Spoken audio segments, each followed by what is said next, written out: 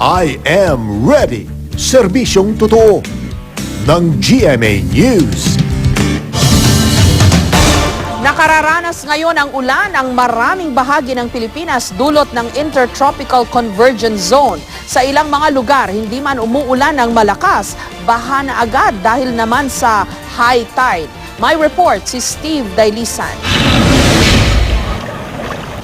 2 araw nang walang pasok sa preschool hanggang high school sa Obando, Bulacan dahil sa baha. Hindi man kasi kalakasan ng ulan, apektado naman ang mga residente ng high tide sa Manila Bay. Ang oval ng paaralang sentral ng Obando, nagmistulang fish pond na. Masyadong delikado para sa mga bata yung pagpunta nila dito. Baka madisgrasya sila.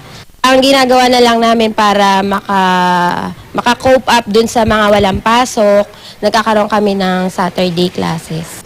Nasa gilid ng Manila Bay ang bayan ng Obando kaya isa ito sa mga unang lugar na apektado ng high tide. Kaya mga residente, ugali na ang pag-alam sa kada araw na tidal prediction sa Manila Bay. Nang sa gayon, nakapaghahanda na raw sila sa posibleng baha.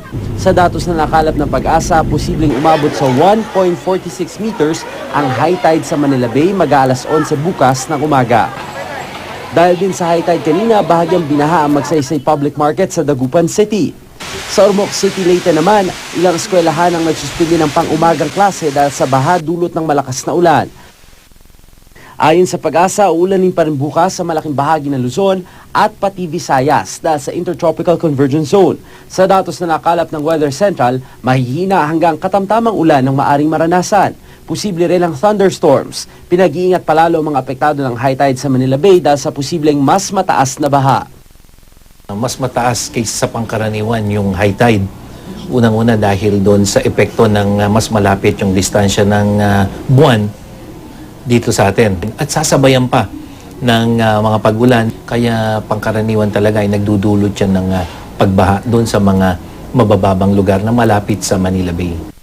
Ang Mindanao, Ambon hanggang sa mahihinang ulan lang ang inaasahan. Sa kabila nito, ilang lugar pa rin ang agad binaha mula pa kahapon. Sa Cagayan de Oro City, ilang pamilya ang pinalikas sa Sitio Balao, Barangay Iponan matapos tumaas ang Iponan River kagabi. Isinailalim naman sa state of calamity ang Barangay Siluay sa Polomolok, South Cotabato dahil sa pinsala ng baha nitong weekend. 17 bahay ang nawasak, mahigit 140 pamilyang naapektuhan. Kuan mi wala gyud mi kaandam mang ba kay tungod sa kuan man nagbigla man ang pagbulhot sa tubig. Umapaw naman ang Siluay River sa General Santos City dahil sa patuloy na ulan. Steve Dailisan, GMA News.